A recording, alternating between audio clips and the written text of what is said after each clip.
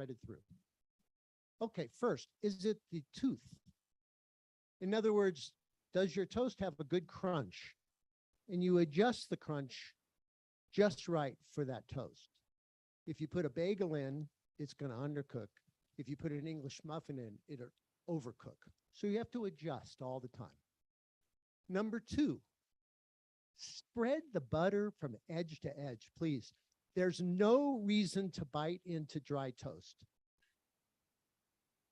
And use guacamole sometimes, avocado toast. And for diversity, it's guacamole. Repeat after me, guacamole. Pico de gallo.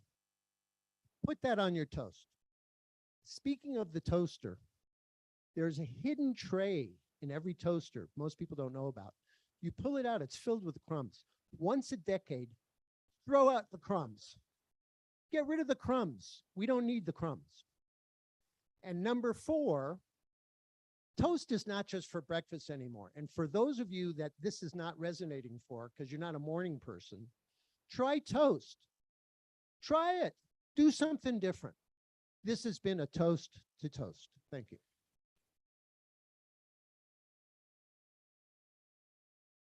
Thank you, John. And now, if you will join me in the Pledge of Allegiance. I pledge.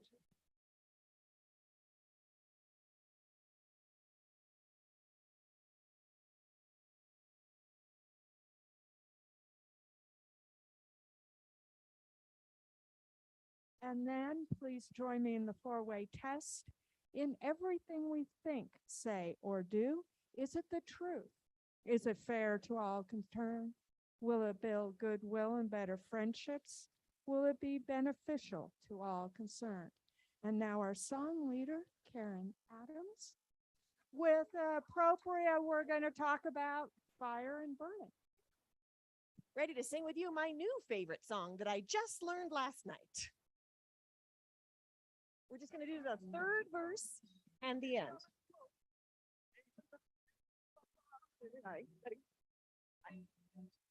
Please, won't you help me? I feel like I'm slipping away. It's hard to breathe, and my chest is a heaving. We're gonna do honk honk in a second. It'll be easier for you. I'm burning a hole where I lay. Now the chorus. But you so lift me higher, like the sweet song of a choir. You light my morning sky with your burning love. Now the honk honk part that everybody can do, right? Y'all ready? Here we go. Honka honka burning love. That's the honka honka burning love. See, you got it. That's the honka honka burning love.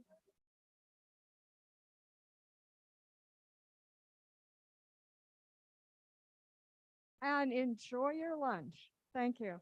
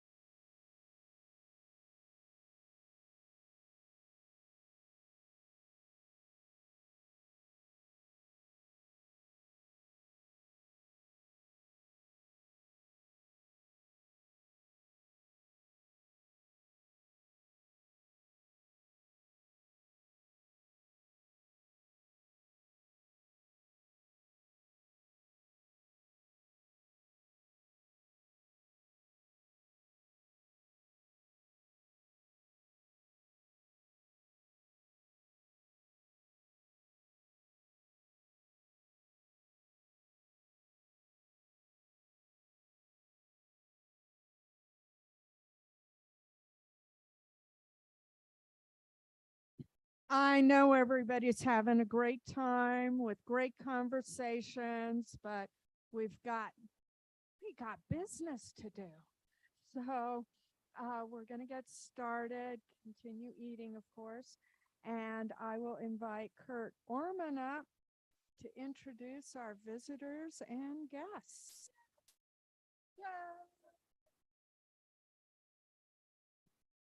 Thank you, Madam President. How did you like the weather I ordered out today? Huh? All right, you bet. Well, we've got a great group here today and not too many visitors or guests. But let's see here. Yes, we're doing a new thing. We're having the Rotarian who brought a guest here. We don't have any visiting Rotarians, do we? Nobody signed in or skimmed in here and didn't pay their bill, but that's okay. We're doing the Rotarian who has a guest here to stand up and introduce your guest. Let's start down there. You bet. Lynn.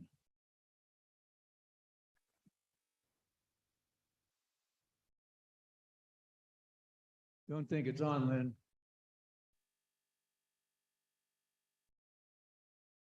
Hello. Scare us to death. I would like to introduce my wonderful and magical wife, Jane Perry.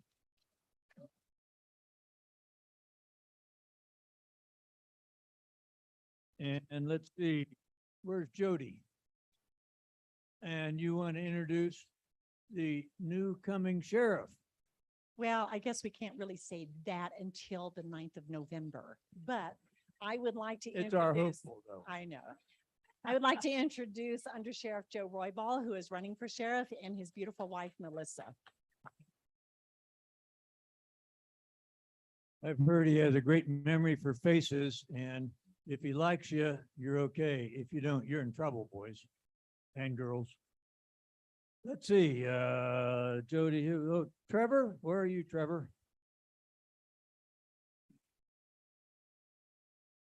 All right, I'd like to introduce my Aunt Joanne, so my mother's younger sister. But more importantly, in all of my business ventures, she is absolutely my chief executive everything. So Holy she's definitely my smokes. right hand. So highly capable entrepreneur and business owner in her own right. And she keeps me sane and alive. Yeah. Wow. Joanne Stewart, you got a tough job there. After what he said there, you bet. Well, in light of the fact that we have a person who's on fire over here with a bunch of good stuff to tell you, I'll turn it over. Way back there. Josh, where are you, Josh? Today I brought my son Alder with me. D11 has the day off of school, so I brought my son Alder with me. Hey. Wow. Hey, Mr. Hey, Alder, could you stand up a minute so we could just say hi to you? Look at this man. How old are you? How old are you, Alder? 9. 9 years old. He sat down so quick, I didn't get to ask him who his girlfriend was. Madam President, I'll turn it over to you in spite of having no jokes today because this woman over here is on fire. Thank you, Kurt. I also just wanted to remind everybody that until after the elections, we don't support or endorse any candidates. So just want to make that clear. And any other candidates that are running are always welcome to come and be introduced at our meetings. Now I'd like to recognize birthdays. And we have Fabrizio and Carrie Pearson. Happy birthday. And then we have some wonderful Rotary anniversaries, very exciting. First, Mayor John Suthers, 7 years. And then Karen Adams, who is at 11 years. Yay, congratulations. And then we have Dick Harwood at 42 years. Congratulations. Thank you.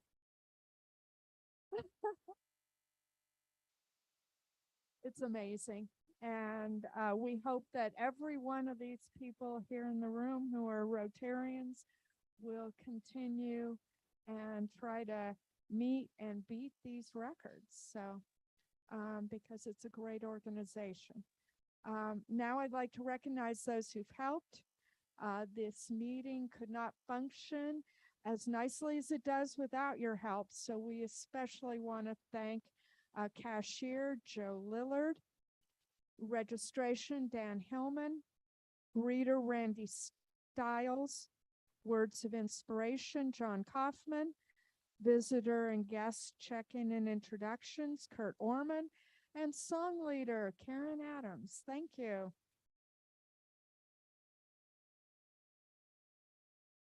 Then I wanted to announce the nominating committee members for this year are Kathleen Saltmarsh Voss, Samantha Chapman, Randy Stiles, Karen Adams, and Dick Harwood.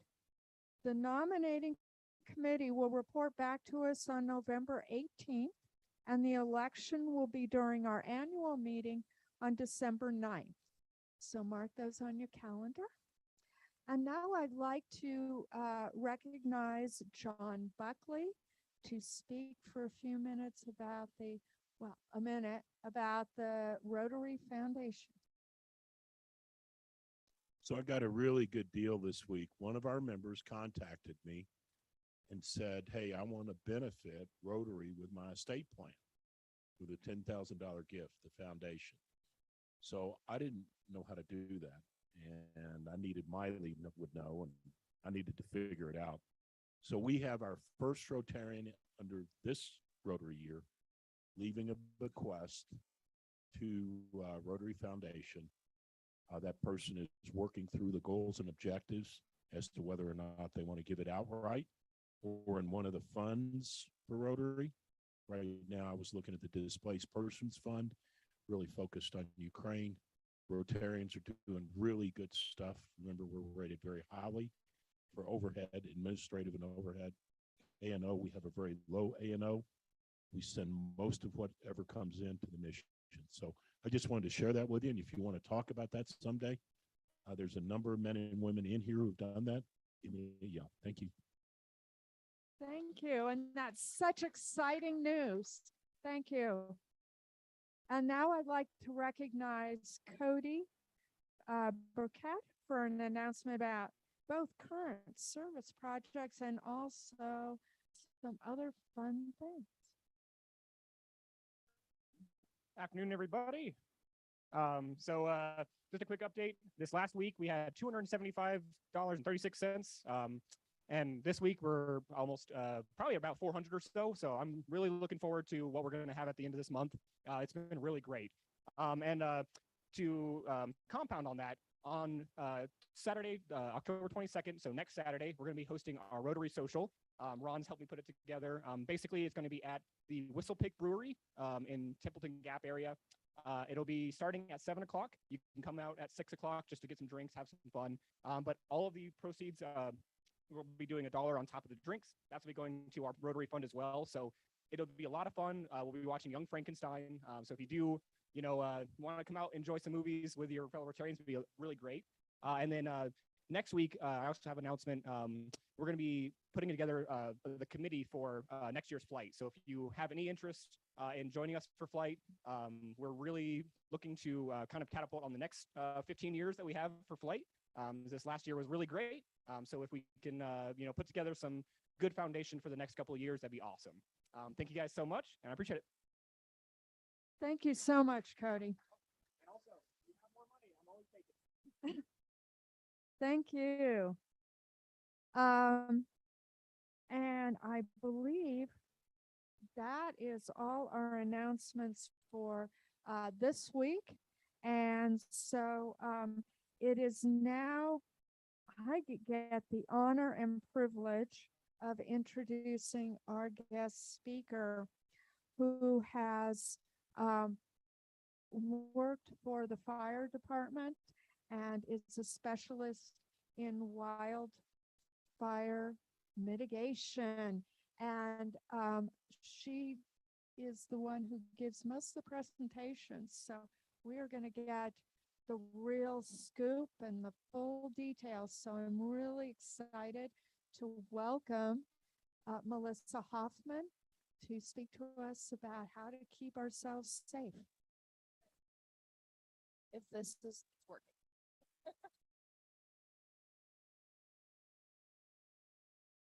All right, bear with me. Not very good with microphones, but I'm pretty loud, so it will work out.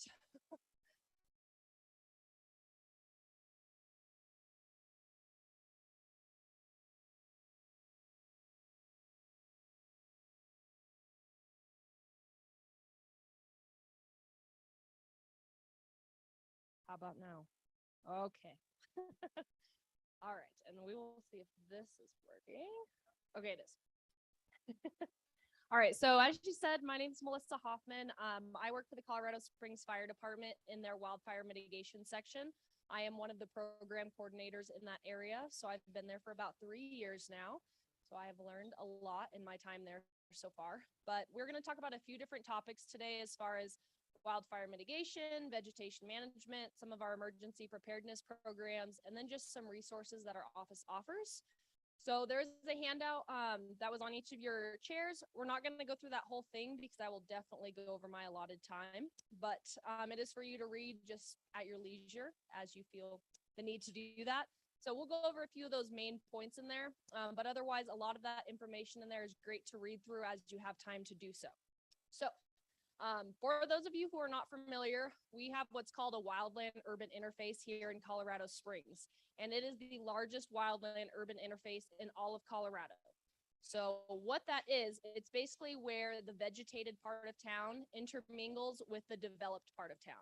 So here in Colorado Springs, it runs from the Air Force Academy down to Cheyenne Mountain State Park, and then west of I-25 for the most part. There's a few parts, as you can see over here, east of I-25, kind of by like Palmer Park, Austin Bluffs, those areas that we also consider to be part of the wildland urban interface. And that basically means that they are at higher risk for wildfires. So it's not to say that the rest of Colorado Springs doesn't have some type of risk. Everyone has a risk no matter where you live. But these areas are what we consider to be highest risk for wildfires. So our office typically works in these areas the most. We really focus on these areas and we deploy our resources to these areas more often than not. So as you can kind of see up here, just some of those quick facts. Our wildland urban interface, or WUI as we call it, because it's a lot easier to say. It's over 32,000 acres. It has more than 44 square miles and more than 35,000 parcels of land in that area. So the nice thing is that, well, at least for those who live over there, it is almost completely built out. I think we have like less than 10% at this point. So we are almost there. But to go over some of the resources we offer to that area.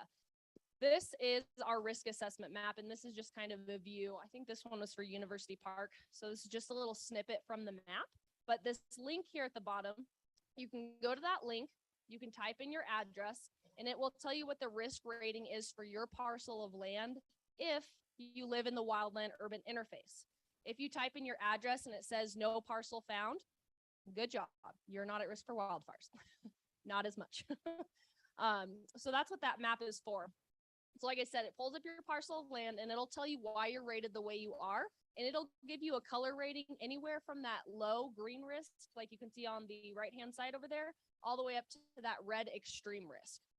And then, like I said, it'll tell you why you're rated the way you are. And these ratings are based off of 25 different weighted values.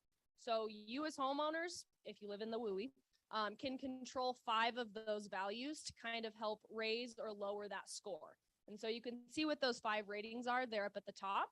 So first one's going to be as you can see here, is your address visible? That's a pretty easy one. As you can imagine, it's pretty important for us all to know where your address is. If we need to come to your house for whatever reason, fire, medical, police, whatever it might be, we need to know what your address is without having to look around for it for an extended period of time. We also want to look at what the siding on your house is. So is it wood? Is it stucco? Things like that. We'll also look at what type of roofing material you have. Do you have some type of Class A roof, which we'll go into here in a moment? Or do you still have a wood shake shingle roof, which we do not like those.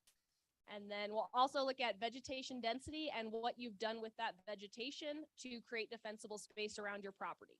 So again, you as homeowners can control those 5 different variables to help raise or lower those scores. And if any of you do live in the wildland urban interface and look up your score and you don't agree with it, you're welcome to give our office a call and we can go over why you're rated the way you are, or potentially look at updating it if you think that it does need to be updated. Because I will say some of them have not been updated in many, many, many, many years.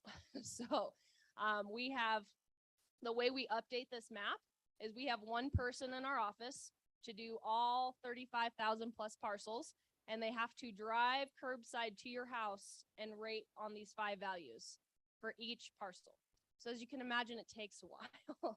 So we're trying to get back on a 5-year rotation now that our office is fully staffed, but it is taking a little bit to get back on track. So if you're not wanting to wait for that 5-year rotation and you want your color updated sooner, just give our office a call and we can look into that. But one thing I do want you to know is that this map is purely educational. So insurance does not look at this map. They have their own risk rating map that's way more in depth than ours. And our firefighters probably can't even find this. So they do not look at it on the way to an emergency and decide if they're going to help you or not. That is not what it's for. So do not be worried. Some people have been worried about that, but it's purely educational. And that's just one of the resources we offer. Any questions on that map at all? Okay. Mitigation areas. So yes, so these we're in the process of updating, but these are areas that we've worked throughout Colorado Springs, and we've done mitigation projects in various capacities. So we work pretty closely with city forestry, city parks, and different landowners around Colorado Springs, because Colorado Springs Fire Department does not own any land at all. So if we ever want to do a mitigation project, which we do quite frequently, we have to get in touch with those different landowners to be able to do those mitigation projects. And that's what these purple areas are. And like I said, this is just one small snapshot of our WUI. But yeah, if you go on the bigger map, it'll show you all the different areas. And right now we're working on getting that updated. So good question. I haven't had that one before. One of the other resources we offer are free on-site consultations, which really go hand in hand with that last slide. So for these, we will come out to your property. It takes about 10 or 15 minutes. We'll walk around your property with you, and we'll give you recommendations for things you can do to lower fire risks if we see any. Sometimes I don't find any homeowners are doing everything that's recommended, and sometimes I'm there for over an hour. So it just kind of depends.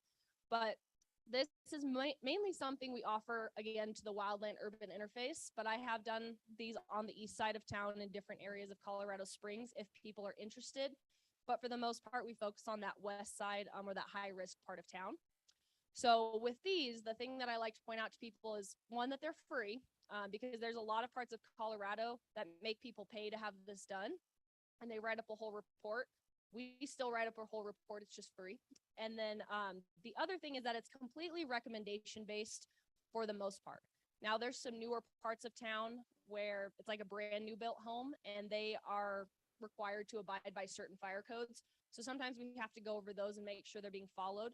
But for the vast majority of people I visit, it is purely recommendation based. So we don't come out there and say, hey, you need to cut all of your trees down. We won't do that. So purely recommendation based for things you can do to lower your wildfire risk. So again, just some things that we talk about up here, and these are all kind of explained more in depth in that packet. But again, if I did all of those today, we would be here for quite some time. So some of the things we go over, like I was just talking about, is that Class A roof. And back in 2003, we passed an ordinance that said any newly built home, building, whatever it might be, in all of Colorado Springs has to have a Class A roof. Or if you have to go and replace more than 25% of your roof, you have to switch to a Class A roof. So that might be, you know, the asphalt shingles, we have the clay tiles, lots of different options. Main thing is we're trying to get away from those wood shake shingles because they are extremely flammable and we do not want to see those. So if you have one of those roofs, you should replace it. Another thing we'll look at again is vegetation density and what you've done to create defensible space within the first 30 feet from your home. And again, that does not mean to clear cut your property. That's not what defensible space means. It's basically just taking the vegetation you currently have and making it a little bit safer. So that might be trimming your pine trees up off the ground so those lower branches aren't on the ground. It might be trimming the trees away from your house so the pine tree branches aren't pushed against the side or sitting on the roof, filling up your gutters. We'll really look at the type of vegetation. So do you have pine trees, junipers, spruce trees, things like that? Those fall into your hazardous family. That means they have high oil and resin content and they burn really hot, really fast. So if you have cedars or junipers within the first 15 feet of your home, that is one time where I will highly encourage you to remove them and replace them with something else because of how flammable they are.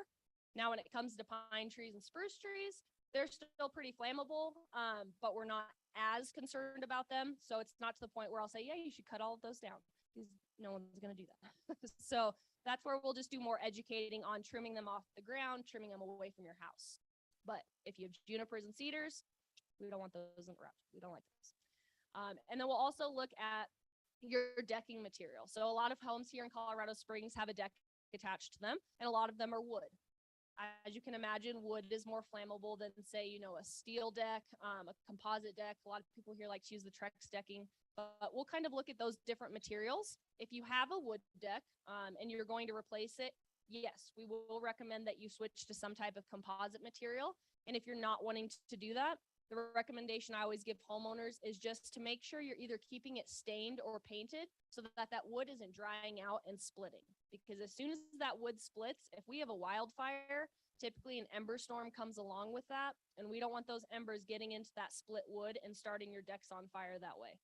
That's how a lot of homes burned down during Waldo Canyon fire, is from embers getting into various parts of the house. So it wasn't from the actual flame front itself. It was from embers. So that is why we are so big on wildfire mitigation here. Because obviously we had Waldo and then we had Black Canyon or Black Forest, sorry, Black Forest the year right after that. So we're trying to, avoid situations such as that from happening to that extent. So these are just different things we'll talk about during those on-site consultations. So again, if you have friends that maybe aren't here, neighbors, family members, feel free to pass this message along. Our tagline here is sharing the responsibility. So that is something we are always trying to work with our residents on doing, sharing that responsibility of getting your friends and family educated on these different resources that are offered. And then Colorado Springs Fire Department has a new website. It used to be with the City of Colorado Springs webpage, which is pretty hard to navigate if you've ever navigated it. So we made a new one. And so this has everything from wildfire mitigation to emergency preparedness and evacuation information. Ton of different information on this website. There's two different views that you might see at any given time. Right now, we're looking at this top one. If we're ever in burn restrictions or a fire ban or anything like that, it'll look more like that bottom one with the red band across the top. And then there's a link you can click on to explain what you can and can't do during that time. Because we tend to have a lot of questions about, can we have, a fire pit? Can we use our grill? Can we use a charcoal grill? Things like that. So those will always be explained if we're ever in those types of restrictions or bans. But right now it's looking pretty good, being a relative trip. But one of the other resources we offer, and this is a big one for our program, is the neighborhood shipping program. And so again, this is only offered to the wildland urban interface. So unfortunately, if you don't live in the wildland urban interface, this is not offered for you. But if you do, this is a free program offered to those residents. So basically, if you do any mitigation work on your property, like you remove some type of hazardous vegetation, like let's say you remove a juniper or you trim one of your trees and you need to get rid of that material, you can put it out near the curb during your designated chipping week, and we will come through for free and get rid of that material for you. So there's certain guidelines you have to follow and whatnot. But the main thing is to become eligible for this program, you have to attend some type of neighborhood meeting such as this. So if any of you live in the WUI, this would count for you. Or if you have us out for one of those free on-site consultations we just discussed. So you have to do one or the other at least every 5 years to remain eligible for that program. And then every year you have to make sure you go in and sign up. So you can call, you can email, or you can go online to the website and get registered. But that's something you have to do every single year if you want to participate. And again, that's a free program. The new schedule for 2023 will be out probably in January. So that's something definitely to look at if you live on that west side or in the WUI. And then, sorry, that's not my question. So again, this is just one of those programs we offer. Anyone have any questions about anything I've gone over so far, about any of those resources? Okay, sounds good. Then we will move into some of the emergency preparedness items. So if you do not have an emergency go bag, this is something I strongly encourage everyone to have, no matter what part of town you live in, east side, west side, north, south, doesn't matter. An emergency bag is extremely important to have in your home. So some people will have one for every member of their family. Some will have that one for the whole family. Some will have one for each pet. However you want to do it for your family to make you the most comfortable is up to you. But the important thing is that you have one. And you want to make sure that you have all of those essential items packed in there for being away from your home for at least 3 days. That's what our recommendation is. We also want to make sure you're changing out those perishable items at least every 6 months. Obviously, if we have, let's say, a winter wildfire, you don't want to be stuck in your shorts and your tank top. It's not going to be fun for anyone. So make sure you're changing those items out. And then you want to make sure it's in an easily accessible location. So maybe by the front door, maybe under your bed, maybe it's already in the car you're planning to take when you evacuate, which we will go over. But you want to make sure it's somewhere easy to get to. So not in your attic, not in your basement, because when we tell you to evacuate, it's time to go.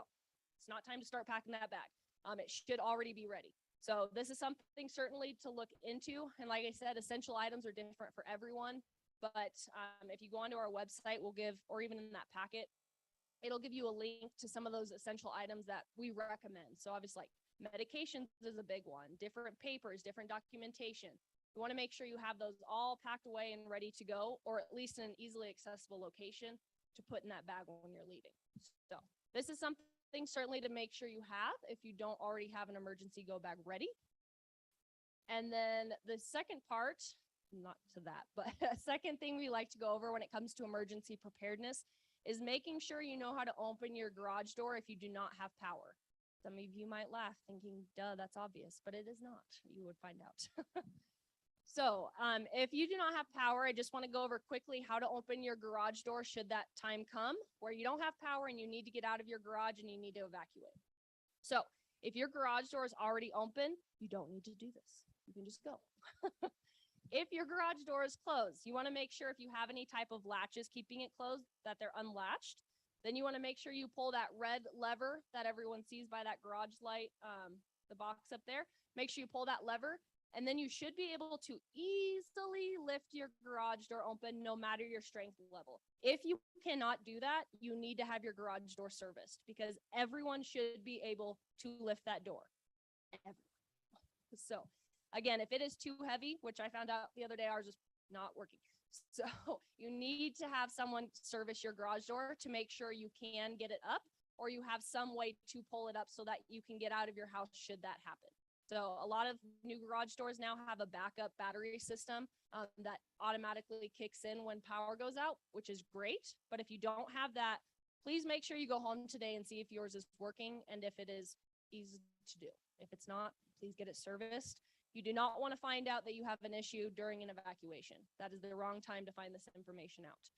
So questions on that at all? No. All right. This next one usually takes a little bit of time, so I save it for last. So we here in Colorado Springs just came out with a new evacuation program. So this is something that's being done CSFD, CSPD, Office of Emergency Management, all of us working together as a family.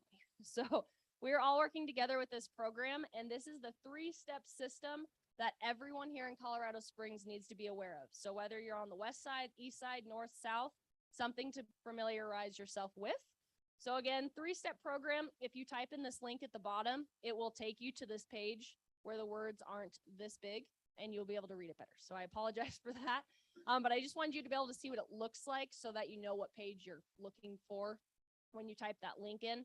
But again, 3 steps. So first step is that you need to make sure you're signed up for alerts. So you're getting signed up through Peak Alerts. If you're already signed up through Peak Alerts, great. Step 1 is done for you. If you're not sure, just go to Peak Alerts and start signing up, and it'll let you know if you're already signed up or not, or if you already have an account. But you can sign up your home phones, you can sign up cell phones, emails, everything. So sign up as many things as you can, because obviously it's better safe than sorry. I would rather get 100 alerts than none. So make sure you're signed up. That's step 1. Step 2, you need to figure out what your zone is. So the new evacuation program that we have split Colorado Springs into over 600 different zones. So everyone in Colorado Springs, plus a few different pockets of the surrounding area, we're split. Dang it. We're split into these zones. And struggling. Okay. So they were split into these zones. So when you go to that link there, what you'll do is you'll type in your address and it will zoom in on your parcel of land, kind of like that map we talked about, and it'll tell you what zone you're in. And the cool thing about this program is right now, all you need to know is just what your zone is. But should we have, let's say we have a wildfire, what we'll be able to do is input different weather data to kind of figure out where we think that fire might go and what zones it might affect. Now, if you were here during Waldo, as you all know, fire has a mind of its own. It is not a black and white, set in stone type of thing. It will go wherever it wants and it will change at any given moment. So that weather data is just what we have at that time and the zones we believe it will be affecting at that time. So we will be able to select those different zones. And let's say we push the go button. Once we do that, those different zones will be alerted within 2 to 3 minutes through a variety of different platforms. So regular media, social media, all sorts of different places. Your peak alerts. So we'll be able to alert those people and you will get one of 3 different types of alerts. So one might be, okay, it's pre-evacuations, time to get ready. You might get an evacuation alert. That means time to go, no time to get ready. Or you will get a repopulate notice. So that just means it's safe to go back home. So you'll get one of those 3 different alerts. And then depending on what your alert is, we'll tell you what you need to do. So that's the nice thing about this. And also on this, we will be able to do live traffic updates. So again, working with CSFD and PD, we will be able to figure out which areas of town are most heavily trafficked. And then most likely PD is the one doing evacuations because fire obviously needs to go to fire. So they will be able to dispatch their officers to those heavily, and if I'm speaking wrong, you just let me know, but they will be able to send their officers to those heavily trafficked parts of town to kind of help get that under control and get everyone out as quickly as possible. And you guys will be able to see exactly what we see, which is the really nice thing. So while we cannot give exact evacuation routes, which a lot of people have requested, this is as good as you're going to get.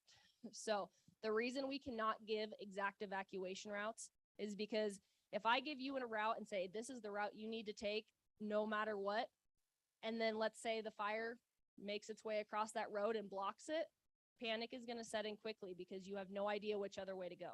So our, again, tagline is sharing the responsibility. So when you are going home or leaving your home, we want you trying out every possible different way you can. Know at least 3 ways in and out of your community. And I realize some of you, there's one road in and out. Okay, well, you need to know a lot of different ways from that main artery route. Also, if that is you and you get a pre-evacuation notice, feel free to leave at that time. You do not need to wait for us to tell you to evacuate. If you're not feeling safe or you don't like the situation, feel free to leave. You don't have to wait for us. So that's a really big thing to keep in mind. Make sure you know 3 ways in, 3 ways out. Do not have one set in stone way, because if that way is blocked, it's already going to be a chaotic and probably panic-filled situation. So you want to do what you can to alleviate that stress now. But any questions on this so far? I must be doing really good at explaining things. And then the last thing is you just need to make sure you have a plan. So again, that link up there or this one at the bottom will take you to all of this, but it's very, very important to have a plan. we just kind of talked about 3 ways in, 3 ways out, but another great plan to have, if you have grandkids, kids, pets, whoever it might be at home and you're away at work, you want to make sure you have a plan for them. Because if you get an evacuation notice and you're already outside of that neighborhood, you are not getting back in. PD's not letting you back in. So you are now outside. So you need to make sure you have a plan for those individuals at home with your surrounding neighbors. So if you don't like your neighbors, I suggest you rethink that and you become friends with them. Yeah. Yeah. Ooh. That's a really good question. I will try. Oh, he knows. Mid-20s. So there will be an education series coming out. It hasn't launched yet. And we're hoping those will boost those numbers. Right now, this only gets kind of educated when I do these presentations. So this many. So it takes a while for me to get around to everyone.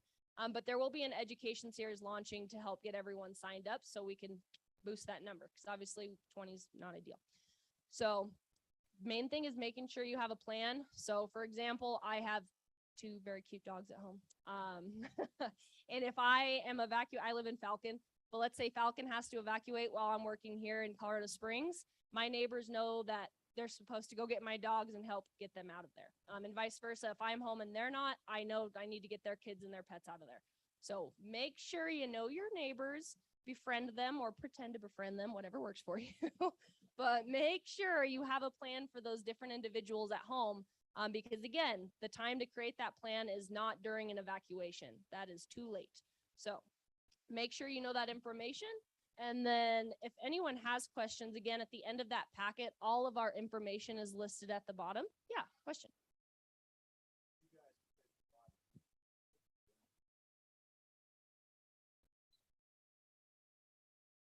Mm-hmm.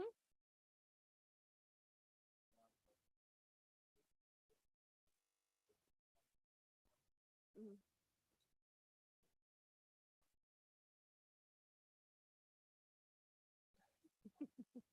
Mm-hmm.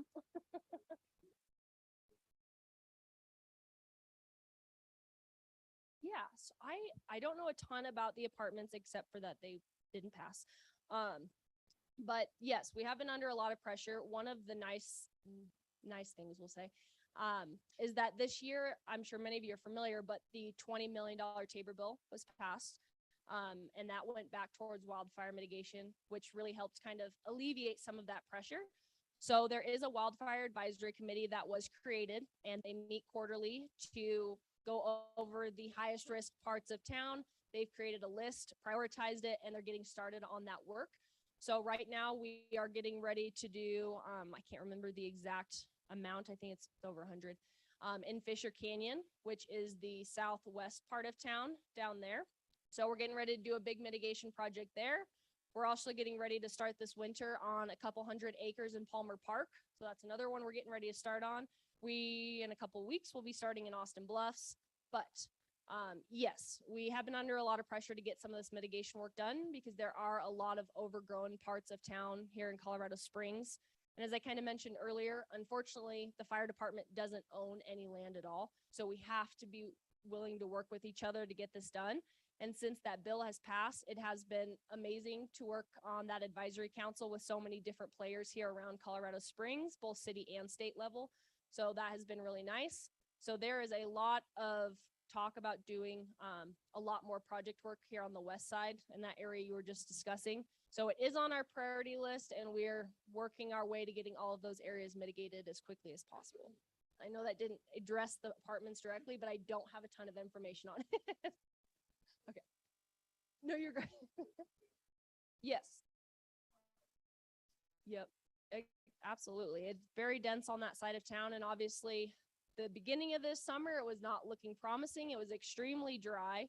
And then we got a ton of rain this summer. And so as I do a lot of media interviews, and you may have heard kind of that catch-22 there. So if it's dry, that's not good because a fire can start like that.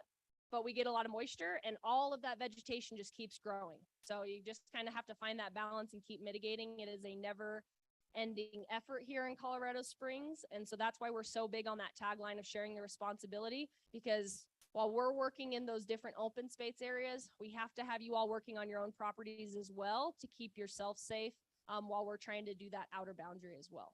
So, yeah.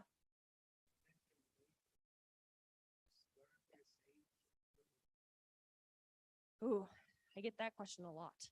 So if your neighbor is putting you at risk, a wildfire risk, so it's tricky because unfortunately here in Colorado Springs, there is no law or code that says they have to mitigate their property. The only thing we can do is continually educate them. So there's been times I can't go door to door and knock on doors. I don't have that power. It's illegal for me to do that. So the best thing you can do is get some of our different resources, and I can't tell you to put it in their mailbox because that's also illegal, everyone. But drop it off on their front doorstep. And do it that way, or again, just knock on their door, have that conversation. Sometimes it really is to the point where it's becoming a city problem. So you can call city code enforcement office. And they have also an online report if you don't want to talk to them on the phone. And then they can go out there and check out if there's anything they can do to kind of help speed that ball along because they do have that power. But that is the hard thing. If you have a neighbor that's putting you at risk, the best thing you can do is keep trying to educate them. Or just make sure the best thing you can do is make sure your property is mitigated, unfortunately. Oh, I have seen that a few times. It's surprising how many times I've seen someone with a deck with a tree right in the middle of it. It's an interesting thing to see. Yeah.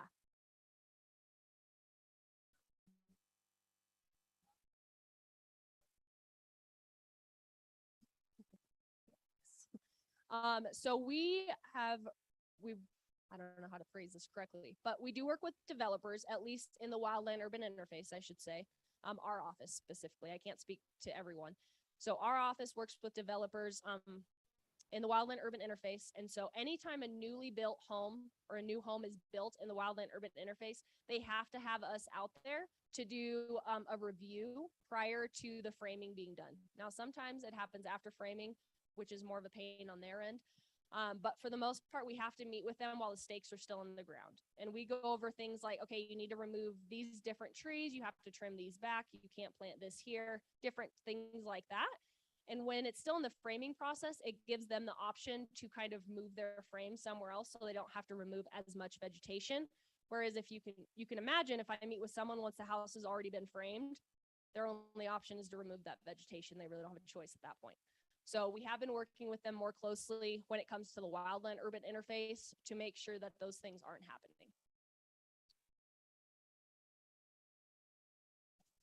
That's a really good question.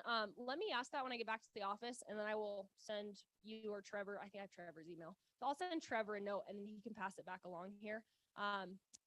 Because I'm honestly not sure in terms of wildfire mitigation. I know we only work in the WUI, but I'm not sure when it comes to other components. So I will check on that for you. Anyone else? Yeah.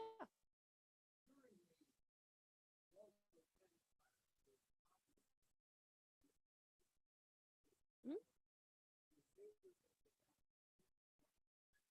Mm-hmm.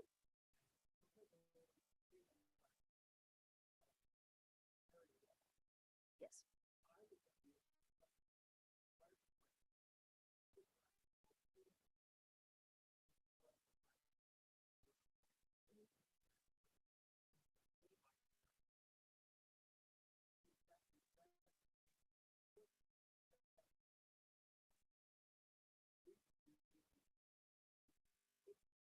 Mm-hmm.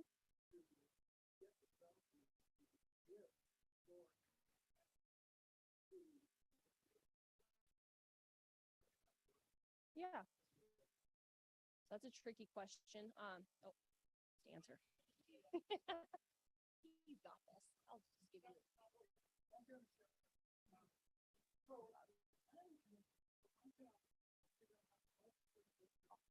You go for it.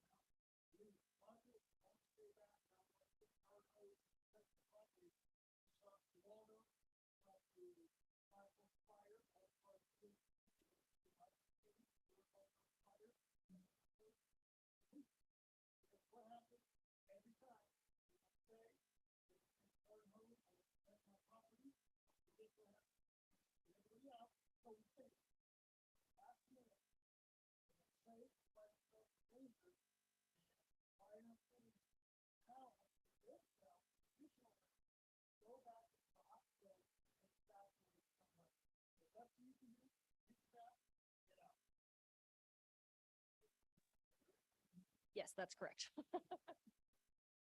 That really is the best thing you can do when you get that pre-evacuation notice, or even before that. Again, if you're not feeling safe, just get out of there at that time. And I can't speak to whether or not a truck or engine will go down those specific roads, because it truly will depend on where the fire is at that time. If it's in an area that it causes more harm than good for those firefighters, they won't go into those areas. They will make sure everyone is evacuated, but in terms of like standing, or I should say, like deploying their resources in that area, it's really hard to tell, honestly, unless we know where exactly that fire's at. But there are roads where they won't go down specifically because they can't fit.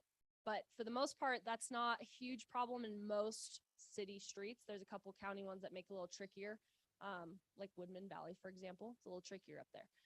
But for the most part, the roads were created so that we could go down them. Now turning around does get a little trickier on some of those straightaways. So those are just situations that we kind of have to figure out at that time. Is it safe? Is it not safe? And who is it benefiting? Because obviously human life is our first concern here. And then after that, it's going to be property and whatnot. But our first priority is getting everyone out safely, and we will do that in whatever way is necessary. So any other questions? I think I'm getting timed out. Okay. Thank you, guys. And now, Melissa, I'd love to present to you a certificate thanking you for attending Thank you. and presenting to our club. And then the more fun thing is a glass for your favorite beverage. Excellent. Well, thank you. Very informative. And I will just say, my kids, we were evacuated during Black Forest. And that's when we discovered that there was a latch on our garage door. And fortunately, I was outside at my office, so I wasn't home, and they had to evacuate by themselves, my 16-year-old and 15-year-old. And they couldn't open the garage door because the power was out. And fortunately, a neighbor came and helped them. But test it, please. You don't take it for granted that that latch is gonna work. Please test it. So yeah, we all survived nicely, but it was a scary time. And so this is very meaningful. Take it very, very seriously. And thank you so much. Don't forget, everybody, to read what's on the bulletin for upcoming events, also your table topper. And then next week, we are going to have Derek Wilburn speak about People of Color Capital Internship Program in Washington, D.C. It should be very interesting, and I think you'll enjoy it. So I look forward to seeing everyone there. And don't forget to RSVP by Monday. And then next Saturday, we have Young Frankenstein and some beer and raise some money to fight polio. So great opportunity. So thank you. Oh, yes, Jim.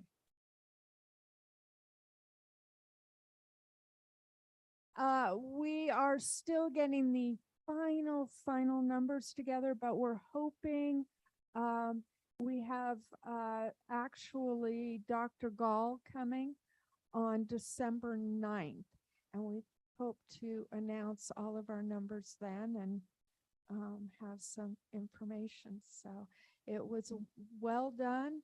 Another successful year, I can report that, but we don't have the actual final numbers in. But thank you. Any other questions? All right. Well, the meeting is now adjourned.